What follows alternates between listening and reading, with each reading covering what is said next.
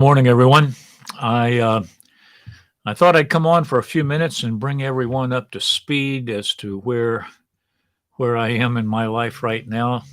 Most of you are aware I haven't been online for more than a week. Been having some health issues, and they kind of took a turn for the more exciting this last week. But I wanted to let you know that I am home. So far, things are going really well, and I just wanted to let you know what's been going on. First of all, I want to shout out some thanks to my oldest daughter, Robin, who did a lot of transport and checking on me and keeping up with my prayer list and everything this week. Robin, you've been very faithful, and I am thankful for that. The long story short is this: I've been battling for the last year with a condition called atrial fibrillation, which is medical term for a heartbeat that doesn't want to stay steady. It's an erratic heartbeat. Can cause some serious problems. I've been on a blood thinner for more than a year now to keep from clotting so I don't have a stroke. It gets to be very debilitating when the heart is all over the place in rhythm and racing and then slowing down and then racing. You don't have any energy, you don't have any strength. And I've been battling with that for the last year. More so for the last 5 months. It seems to have taken a definite increase over the since this past May. And so, excuse me, in consulting with my cardiologist, we decided that I was going to go into the hospital over in Keene, New Hampshire at Cheshire Medical Center this past Friday for a quick 1 hour procedure. It's called a cardioversion. It's supposed to be in and out. Go in, they put you to sleep. They put some pads on your chest and on your back, and they give you an electric shock, and it shocks your heart back into its proper rhythm.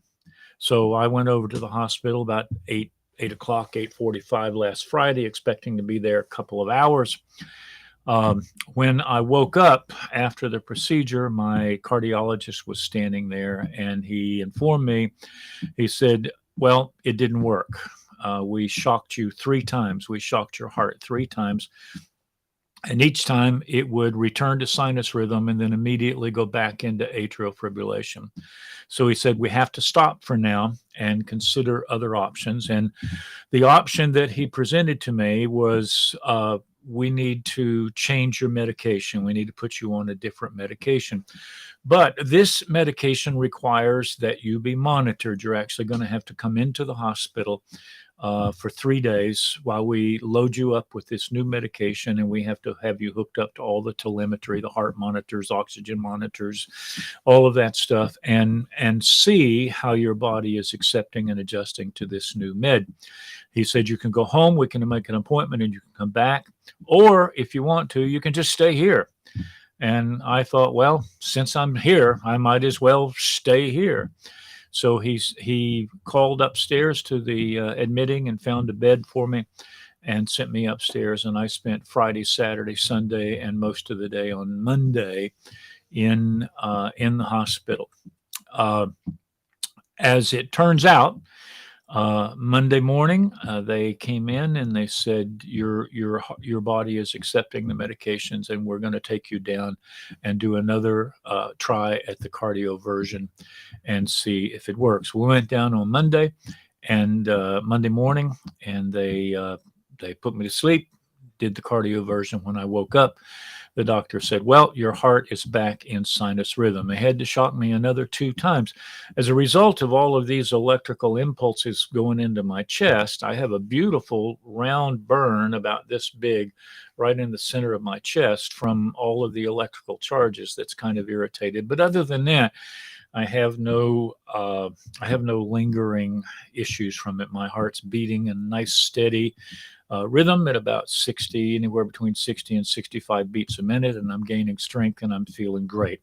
So I just wanted to let all of you, there have been so many people who have been expressing their prayers and their concern And I want to tell you, I can't possibly name all of you. There were literally hundreds of them from all over the world, from China, from Africa, from Europe, from all over the United States. It is very gratifying. It is very gratifying to know that when you are in trouble, when you are having some kind of an issue that is, life-threatening or concerning or whatever, that you have people who are willing to go to prayer for you. So thank you. Thank you for your prayers. I do appreciate it. And we are praying now that this procedure has done its job, and I'll be able to go on, get back, get some strength back, be able to go back to a normal schedule. That being said, Sunday morning, this coming Sunday morning, I think that's October 9th, I'm going to be at the Hope Community Chapel in Franklin, New Hampshire. Wonderful little church over there near the Lakes region. And I'm going to be speaking over there. This has been booked for some time, but I wasn't sure the last couple of weeks whether or not it was actually going to happen. But the doctor tells me I'm good to travel. And so I'm going to be over there with Hope Community Chapel in Franklin, New Hampshire, this coming Sunday morning. I think the service starts at 9:30. So if you happen to live in that area, I'd love to see you. Come by and visit with us, encourage this church. They are in the process of looking for a new pastor. They're not looking at me. I'm just helping out by filling in the pulpit. But if you live in the area there, I'd love to have you drop in and see us. A couple of other notes of some importance. Next week, my wife and I are going to be awake. I hope we're going to be awake. We're going to be away. We're taking a few days, and we are going down to Lancaster, Pennsylvania, and we're going to be going to Sight and Sound Theater and seeing their wonderful production of David, which I have been really excited about going. We're very grateful. One of my kids, my son Andrew, and his wife gave us a gift card for tickets to go see David back for Christmas. And we've been kind of hanging on to them because neither one of us, Barbara's had some issues, health issues, and she's recovering quite well.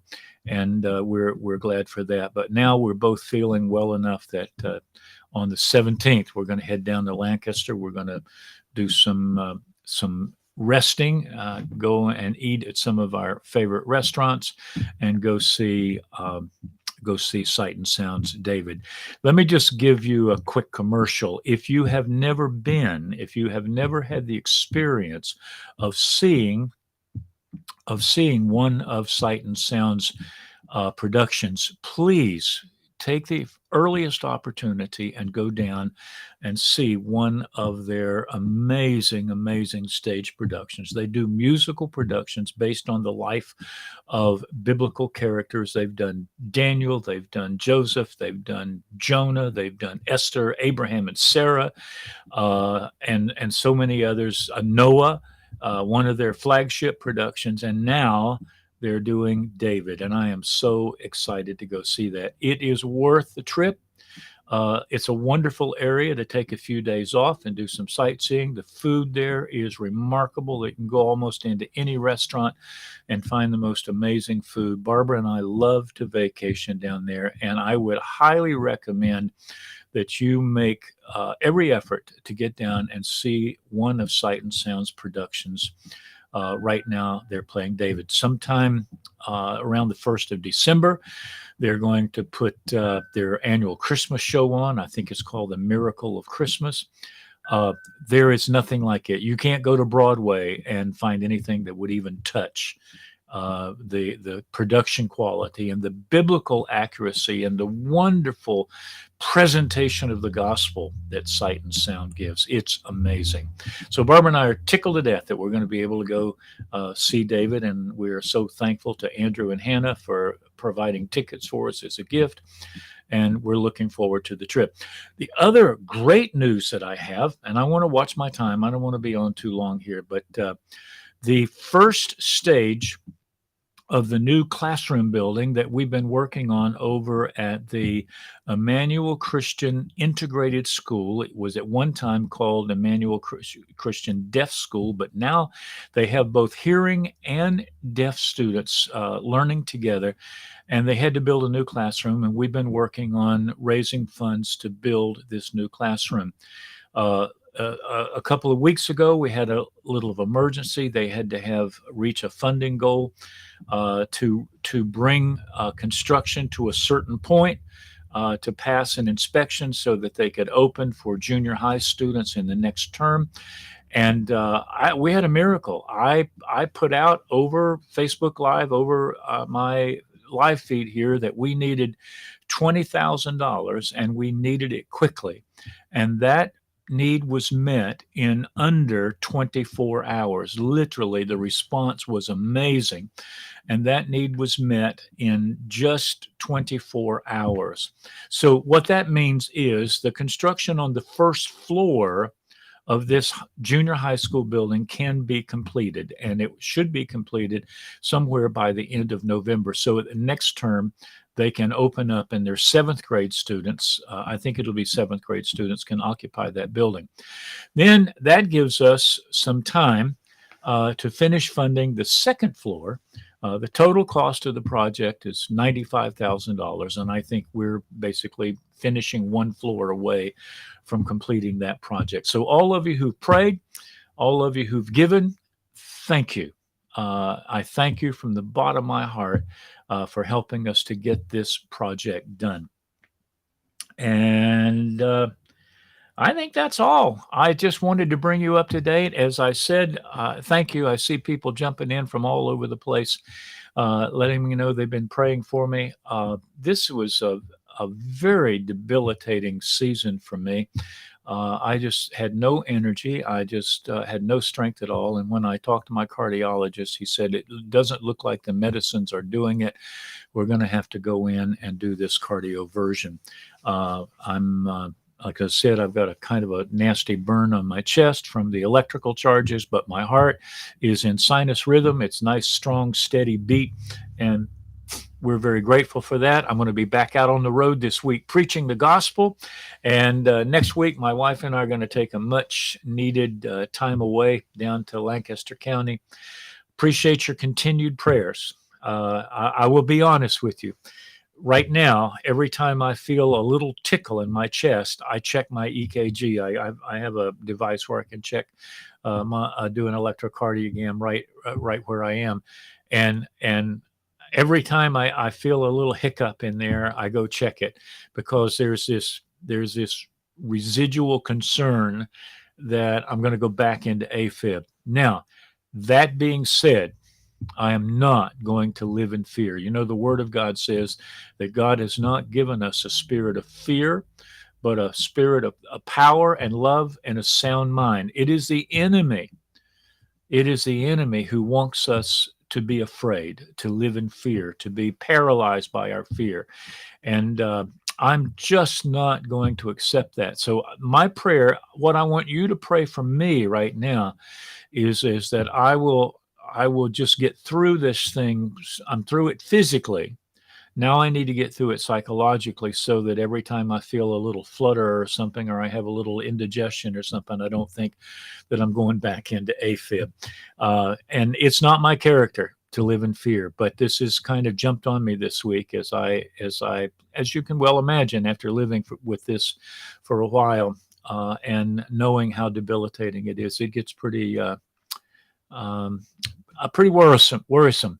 So I appreciate your love. I appreciate your prayers. I'm looking to get active again, traveling and preaching. If you know of some place that's looking for a speaker for a conference, for a missions conference, for pulpit supply, special services, whatever, I'm put my name on the docket. I'm ready to get to work and get back out on the front lines for the kingdom. That's about it. This is Michael Gantt live, just bringing you with an update, and just going to close out with my favorite benediction for all of you, and that is, may the Lord bless you and keep you. May the Lord make his face shine upon you and be gracious unto you. May the Lord lift up his countenance upon you and give you peace. I'm Mike Gantt. By the way, I will be back on the air Monday morning with Mornings with Mike on WLPV and right here on Facebook, YouTube, and Twitch.